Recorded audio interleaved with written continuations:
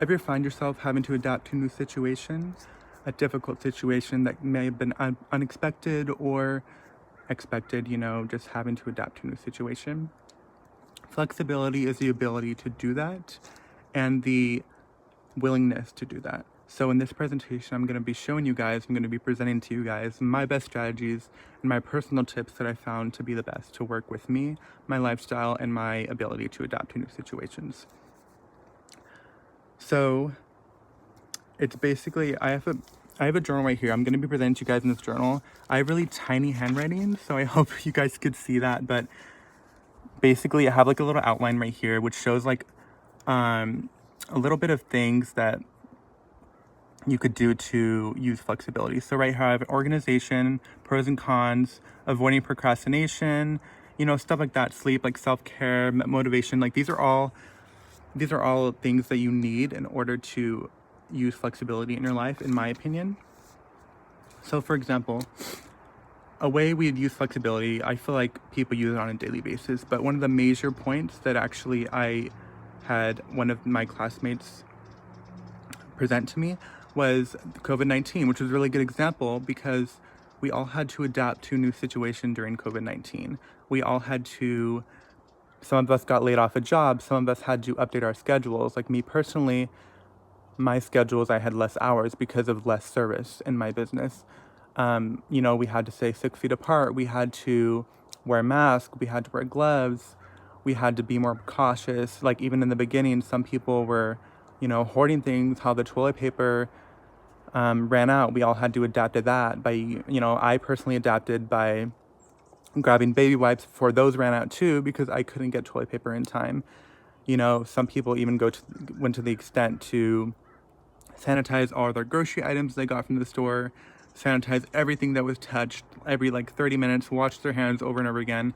That's adapting, that's flexibility and being able to adapt to a new situation, which is COVID-19. It was a little unexpected. All of us were kind of surprised, especially with the shortage of toilet paper, like stuff like that. When you get in a new environment like that, you have to use flexibility in order to adapt to it. So, moving on to my next page, I have parts in which I think are most essential in order to use flexibility. So right here I have organization. And these are my tips on organization. So tip 1, I would say, is keeping an organized workspace, because and by workspace, I mean, not even just your space, your office in which you work. If you have an office, I personally do, but if you don't have an office, wherever you do your schoolwork, that is very important, because I feel like, for me at least, the environment in which you work, the environment in which you live in, like your house too, can be very essential to whether or not you are motivated, whether or not you are persistent with your work, whether or not you want to do your work or you do it efficiently. So staying clean and tidy can be one of the most important things, even though you not may realize it, but in being organized, that is one of the most important things, is just being physically tidy. If you need like more specific advice on that, I would say to read Marie Kondo's books. She is like a pro on organization. She also has a Netflix show, but I wouldn't really say that. It's more for entertainment. I would recommend her books to read. I actually am a really big fan of Marie Kondo because she is all about organization, and I really am about that, and I really do think it makes a huge impact on your life. So the next tip I would say is using a daily planner. So when you use a daily planner or a to-do list, I personally keep a to-do list in a weekly planner. I keep a to-do list in my notes in my phone. Every single day I update it to ensure that I get all of my shit done. To get all of my stuff done. You keep track of all your essential goals, all of your, due dates, all of your guides, all of your events, stuff like that. You want to keep track of it in order to ensure that you get it done. So let's say you have an upcoming event, you have a business meeting, or you have a test, or like this, I had a presentation. I scheduled it and I put it in my to-do list to get it done on Monday, because Monday is my only day off of work, and it's the only day that I could have enough time to present and to practice and to redo it, if I don't like, and stuff like that. I had to be flexible because of my work schedule. I work 6 days a week, and Monday is my only day off, so I had to be flexible with college. You know what I mean? So, tip 3 on being organized, I would say, is research. And this really helped me. I cannot stress enough how much this helps. Like, I know it might sound a little bit boring, but research can be very, very essential, especially when it comes to learning new things about organization, about tidying up your home. Like, you might know things that certain people don't know. Like, for example, I learned a lot from Marie Kondo about physically organizing my workspace and my home. But you just learn little things about like school organization, like organizing your supplies, organizing your notes, how to ensure that you pass on the next upcoming test, how to ensure that you present yourself well in a presentation. Like all the research we did with this class, like we researched a lot of public speeches, we learned a lot from those. So it does really impact like your life, and I would say this like correlates with um like Marie Kondo, like I was telling you guys, just research on her, how to keep a clean workspace, stuff like that. So this next tip, I would say, also correlates to tip number 2 on using a daily planner or using a to-do list. It is to look ahead, plan your goals, events. Just make sure that everything is lined up. I would like a calendar or something, or I personally don't use a calendar because I have so many planners and to-do lists. And I find that calendars, I don't know, like digital calendars I don't really like. I prefer paper calendars, but even those don't have enough space to write everything I need. So I usually just write down the dates in my to-do list. Everyone has different strategies and how they stay organized. And I feel like that's why you would do research, so you could learn more strategies in which are best for you and work better for you and which you prefer to do.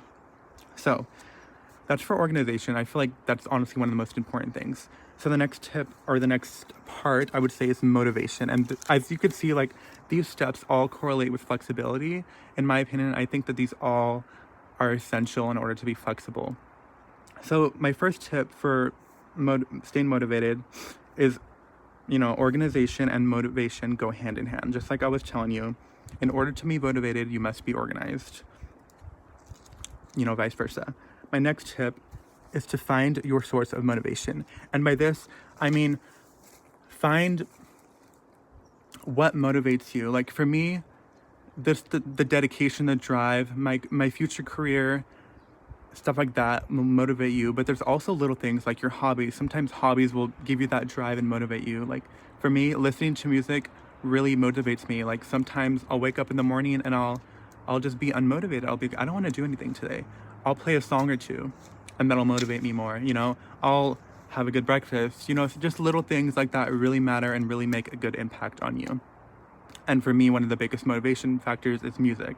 And for you, it may be something else. Like it may be, like, I don't know, someone in your life, like maybe if you have a wife or husband or whatever it may be, or kids, that could be your motivation factor. If you have kids, you wake up in the morning and you're like, I don't want to do anything, but I have to do it for my kids. Or I don't want to do anything, but I have to do it for my pets. Or, my parents, maybe if you're taking care of your parents, stuff like that. Just find your motivation source. Find where you get your motivation from. And just kind of remind yourself what you're doing this for. Like if you're in college, what are you going to college for? Like me doing this presentation, what am I doing this presentation for? Why am I studying? Why am I writing down notes? I want to get a good grade. Like that's why I'm doing this. I want to be able to present to you guys, because you guys are like, I've enjoyed spending this time in this class with you guys. I want to be able to present my ideas and strategies in which you guys could use flexibility, because I feel like this topic is really, really essential. And not just like adapting to new environments, but in just life in general. You have to be flexible. It is definitely essential when adapting to a new environment or if something unexpected comes.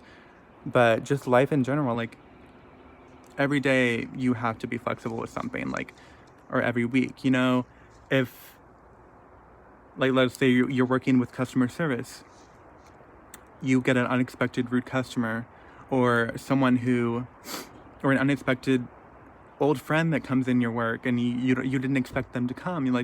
Your friend may have backstabbed you or something. You have to be flexible with that. And like, what am I gonna do to adapt to this?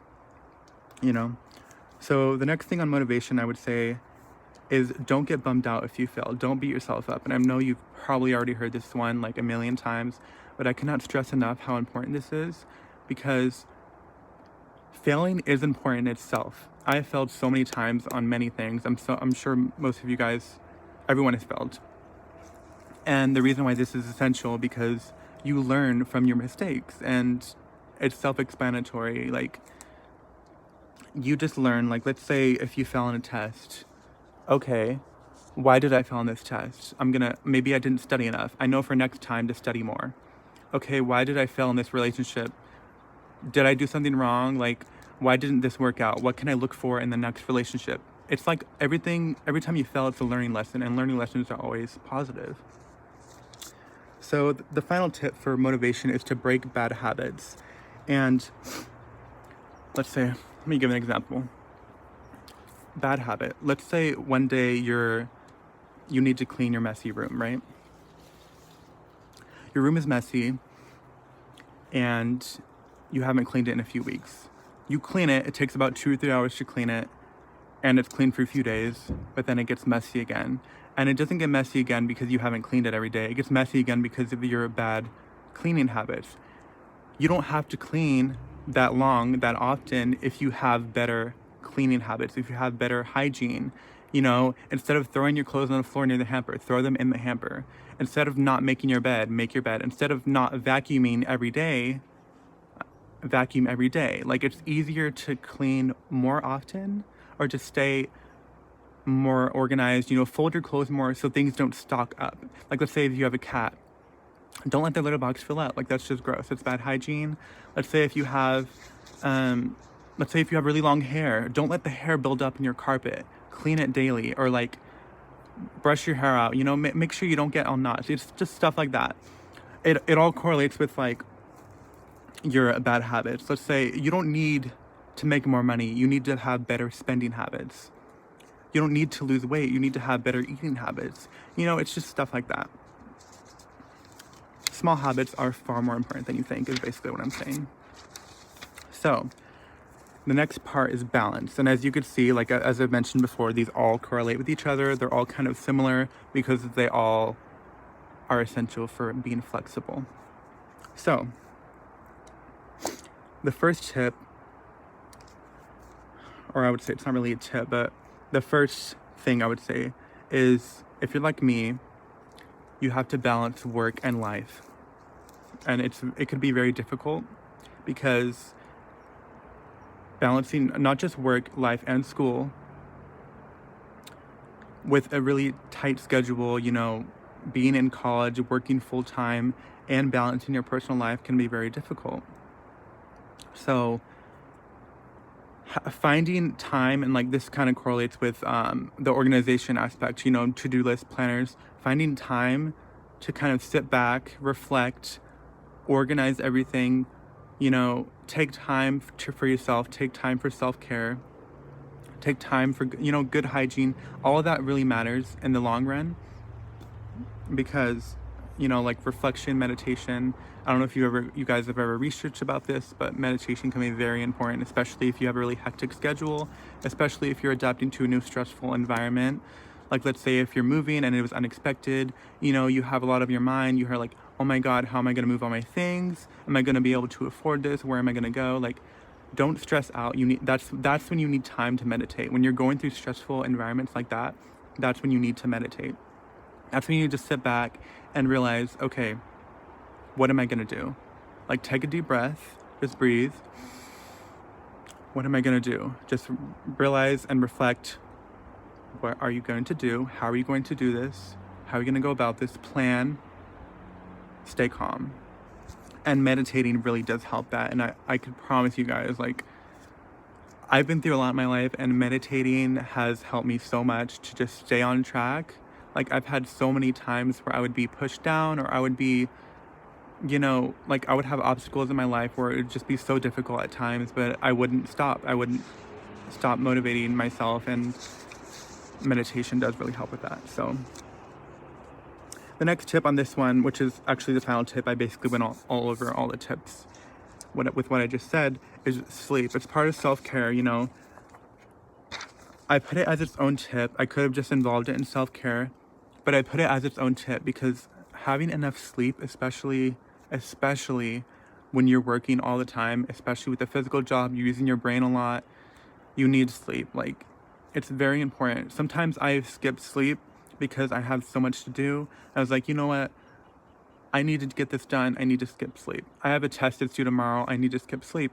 And the truth is, yeah, you may get more work done without sleep, but by the time that test comes around, you're not even going to have a right mindset to do the test. So you're most likely not going to do as good as you would do with more sleep.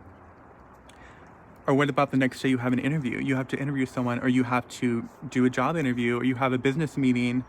You're going to be half asleep the whole time. Like, you just need to always be alert, always be on your best behavior, I guess you could say, and make sure that, you have a good hygiene, you eat well, sleep, all that kind of thing. I'm sure you've already heard that by now, but it is very important. And the final tip I have for you guys is procrastination. I think we all know about this one. Okay, so for the first tip, I have find your motivation. And yes, this correlates with the motivation factor, but this is very important in order not to procrastinate, because if you think about it, finding your motivation encourages you, it motivates you, and it helps you to do the things you need to do. It helps you to be more productive. Like I said before, finding your procrastination, or finding your motivation, like if it's like your kid or whatever it may be, it'll help you become motivated in order to do the things that you need to do. The next tip I have is set your wants before your needs, and this is self-explanatory, so I'm just gonna move on to the next one. Set your wants before your needs. Like, let's say you need to plan for an unexpected eviction notice, or you need to plan for a test, or like I did, I needed to plan for this presentation. I wanted to go out and go shopping and go, just because it's my day off. I want to go just enjoy my day off. I want to relax. I don't want to do anything, but I need to do stuff. I need to do my presentation. I need to do my college work, because it's basically the only day that I could do it on my day off, the only day that I could really have all day to do my schoolwork. So the next tip for procrastination is choosing the people you surround yourself with wisely. And by this, I mean, there's some people in your life that you can't really choose not to surround yourself with. Like, if it's a coworker or something, you can't really choose that. But I mean, in your personal life, hang out with people that are motivated. Hang out with people that encourage you, that help you achieve your goals, that cheer you on if you have an achievement, or if you succeed in something, if you get a promotion in a job. You don't want to be friends with people or hang out with people that are unmotivated, that'll drag your energy down. It's not going to help you in the long run. So you really want to make sure you're surrounding yourself with the right people. So I'm going to go over all the tips I went with you guys. So tip number 1 is keep organized with your schedules, lifestyle and work and cleanliness, hygiene, stuff like that. Find or keep your motivation. Balance your lifestyle within college, work, and your personal lifestyle. Avoid procrastination at all costs. And breathe, especially when things get hard. Just breathe, meditate, reflect, calm down. Things are going to be okay as long as you handle it, and as long as you organize, basically. So overall, flexibility is an essential asset that you need to have for not just adapting to new situations, but especially just your daily lifestyle, your weekly lifestyle. It's important to have flexibility. So with all that being said, those are my main strategies and tips. I hope you guys really could use this presentation, or if you guys could use any of my tips to help you, because essentially I really want to help you guys, or just help people in general to to my knowledge and what I research, what I've find to be helpful for me, because I know adapting to new situations can be very difficult depending on what it is. Like coronavirus, it's difficult for a lot of people. A lot of like people died, you know, and a lot of people lost their jobs, they're on unemployment now. And that's not the only new thing. Like just new environments. Like let's say if someone close to you is lost, like you lose someone, and like that's adapting to a new situation. Like let's say this person had a big impact on your life. This person motivated you on a daily basis, and now they're gone, and you have to adapt to that. You have to figure out what I'm going to do to be flexible now. Like what am I going to do? Like let's say if this person was your only source of motivation. Like some people need other people to be motivated, like, and that's totally okay, but you need to find a way to motivate yourself, because in the end, yourself, you are the only person that can truly help yourself. So thank you guys for watching, and I hope you enjoyed. Bye guys.